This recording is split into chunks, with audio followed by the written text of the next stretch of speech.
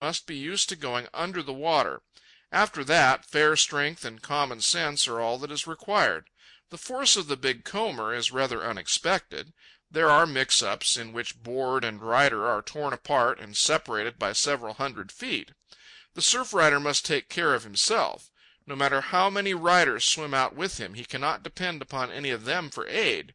The fancied security I had in the presence of Ford and Freeth made me forget that it was my first swim out in deep water among the big ones.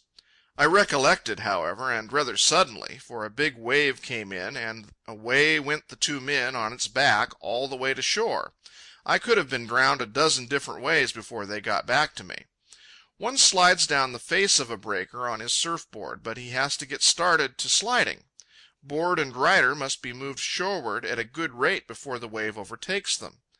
When you see the wave coming that you want to ride in, you turn tail to it and paddle shoreward with all your strength, using what is called the windmill stroke. This is a sort of spurt performed immediately in front of the wave. If the board is going fast enough, the wave accelerates it, and the board begins its quarter-of-a-mile slide. I shall never forget the first big wave I caught out there in the deep water. I saw it coming, turned my back on it, and paddled for dear life. Faster and faster my board went, till it seemed my arms would drop off. What was happening behind me I could not tell. One cannot look behind and paddle the windmill stroke. I heard the crest of the wave hissing and churning, and then my board was lifted and flung forward. I scarcely knew what happened the first half-minute. Though I kept my eyes open, I could not see anything, for I was buried in the rushing white of the crest. But I did not mind. I was chiefly conscious of ecstatic bliss at having caught the wave.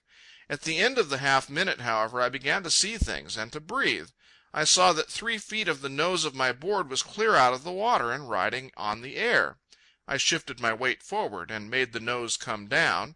Then I lay quite at rest in the midst of the wild movement and watched the shore and the bathers on the beach grow distinct. I didn't cover quite a quarter of a mile on that wave, because to prevent the board from diving, I shifted my weight back, but shifted it too far and fell down the rear slope of the wave. It was my second day at surf riding, and I was quite proud of myself. I stayed out there 4 hours, and when it was over I was resolved that on the morrow I'd come in standing up. But that resolution paved a distant place. On the morrow I was in bed. I was not sick, but I was very unhappy, and I was in bed. When describing the wonderful water of Hawaii, I forgot to describe the wonderful sun of Hawaii. It is a tropic sun, and furthermore, in the first part of June, it is an overhead sun. It is also an insidious, deceitful sun. For the first time in my life I was sunburned unawares. My arms, shoulders, and back had been burned many times in the past and were tough, but not so my legs, and for 4 hours I had exposed the tender backs of my legs at right angles to that perpendicular Hawaiian sun. It was not until after I got ashore that I discovered the sun had touched me. Sunburn at first is merely warm. After that it grows intense, and the blisters come out. Also the joints where the skin wrinkles refuse to bend. That is why I spent the next day in bed. I couldn't walk. And that is why today I am writing this in bed. It is easier to than not to. But tomorrow, tomorrow, I shall be out in that wonderful water, and I shall come in standing up, even as Ford and Freeth. And if I fail tomorrow, I shall do it the next day or the next.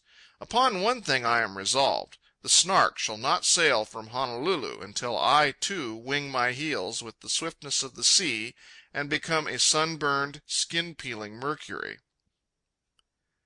End of chapter 6. Recorded by Brian Ness.